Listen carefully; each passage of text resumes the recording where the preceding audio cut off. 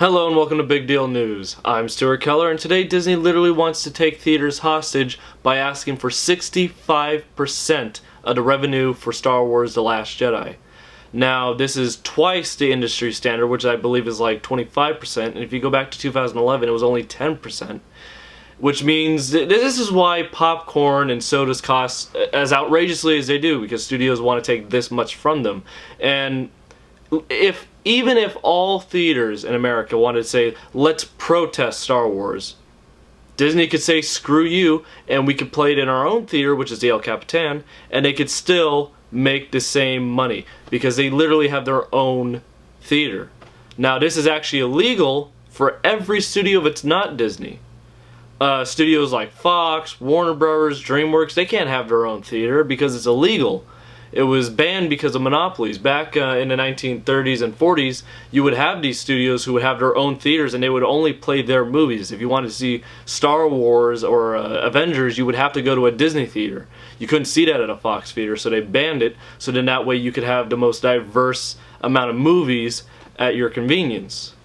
But at this rate, if Disney is allowed to take 65%, then theaters won't be inclined to play Disney movies anymore, and they will be only shown at El Capitan, which means only Disney wins. This is about as screwed up as when Disney wanted to keep the trademark for Mickey Mouse.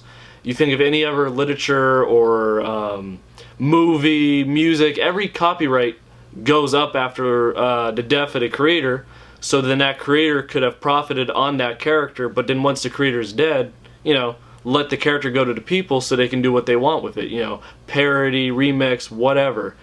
But with Disney, that's impossible, because once Mickey Mouse goes into trademark court, they just go to Congress, pay them a bunch of money, and only Disney can do this because only Disney has the money.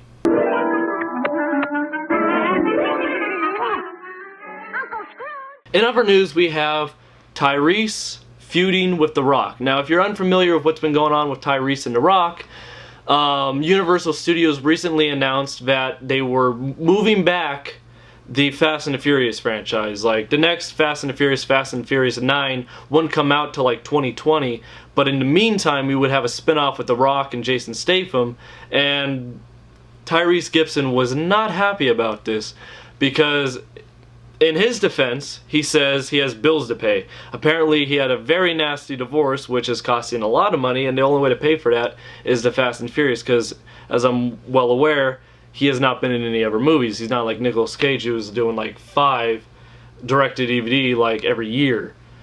But he isn't just angry about this, he is taking this out on The Rock himself. I don't understand why he's not taking it out on Jason Statham. He's equally a part of this spin-off. But he is, and he's been doing this via Twitter. Now, what's interesting is, he's been sending tweets at The Rock, poking the bear, and finally he says, I'm not mad at The Rock, whatever, it's just because of what's going on in court with my ex-wife.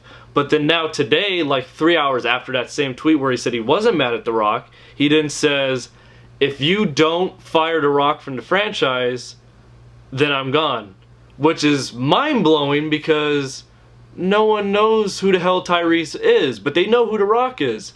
There's no way in hell that Universal Studios would choose Tyrese over The Rock. I mean, Tyrese is begging to be Green Lantern right now, but The Rock is actually, Black Adam. And in other more tragic news, we have what's been going on in Hollywood. We have the outage of both Dustin Hoffman, Kevin Spacey, and now Brett Ratner.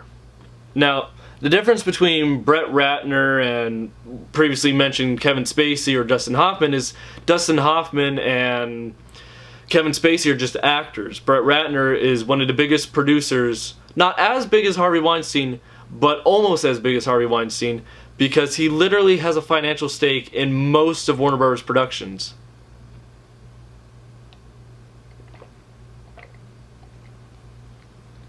as you may or may not have seen on the beginning of movies before, the Rat Pat logo, which apparently he is tied to. So, like Weinstein, his name is in the company's name, so that makes it very difficult. We've already had 3 actresses come forward talking about how he strongmanned himself onto them.